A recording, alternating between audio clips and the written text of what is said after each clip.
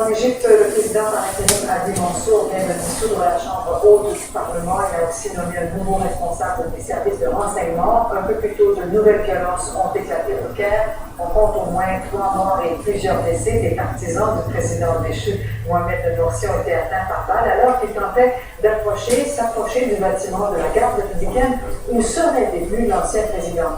L'armée affirme qu'elle n'a pas tiré de balles réelles, mais seulement des balles à blanc et des gaz lacrymogènes. Notre envoyé spécial au Caire, Marielle Bédard. Bon, alors, nous y reviendrons un peu plus tard. Parlons maintenant de la désastreuse saga de l'îlot voyageur qui connaîtra finalement un dénouement. Le gouvernement marois annonce la vente de cet immeuble montréalais dont la construction qui avait commencé en 2005 s'est transformée en véritable gouffre financier. Eva Le Bédard.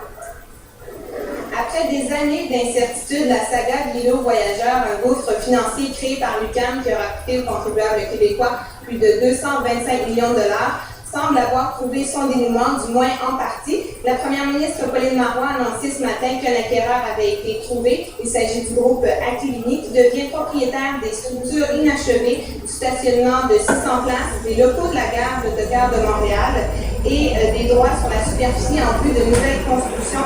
Le promoteur compte construire des logements locatifs ainsi que des condos. Dans les deux cas, il promet que ce sera des logements abordables. La transaction s'élève à 45 500 000 $, ce qui va permettre à la Société immobilière du Québec qui a acheté les actifs de l'îlot voyageur en 2010 de faire un gain de 22 millions de dollars.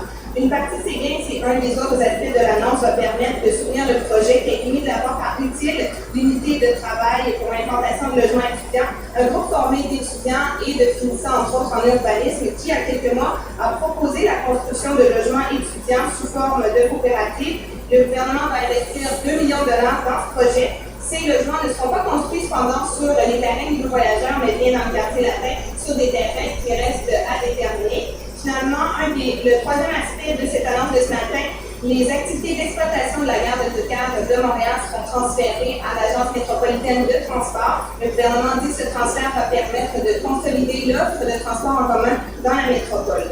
Eva Le Bédard, Radio-Canada, Montréal.